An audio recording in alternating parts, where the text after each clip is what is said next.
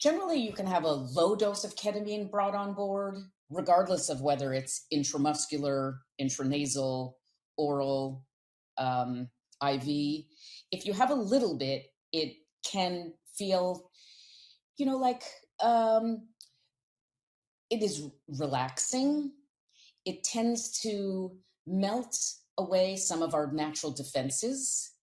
It allows one to relax into a state where they are more able to discuss things that they felt perhaps more unconsciously guarded against exploring.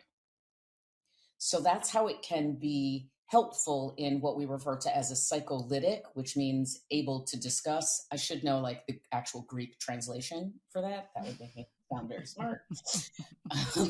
You sound smart anyway. We don't need any more big words, Eva. Come on. Right. Okay. This is psychic psychedelics. We're going to keep it real. It's okay.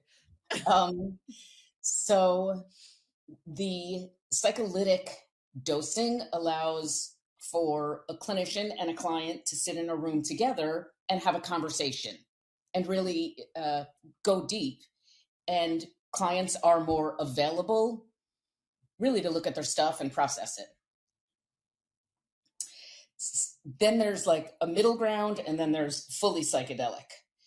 The psychedelic is you have a dose high enough that takes you farther out. I tend to describe the farther outness as generally one of four ways. You are either a molecule floating in the universe and you're just kind of out there, and it's like you're in an Escher painting and there's floating and movement. There is the biographical but not personal. I was in Egypt. I was helping to build the pyramids. I was there. There were people. We were involved. There's the biographical and personal. I was spending time, with my dog that I lost and my grandparents who passed away. And, I was there and I saw my kids and my family and my husband and my boss, and you could have experiences with people. And then there's kind of the Dorothy from The Wizard of Oz experience, where the experiences and people and important things in your life kind of pass before your mind's eye without the emotional connection to them.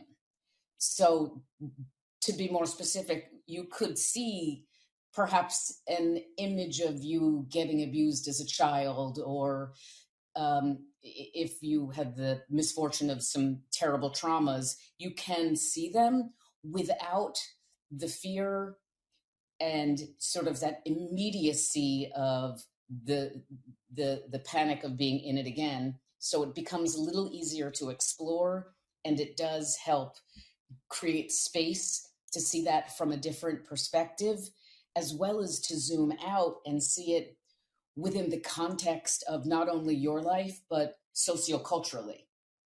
So it really is a bigger experience and a bigger way to experience your own life.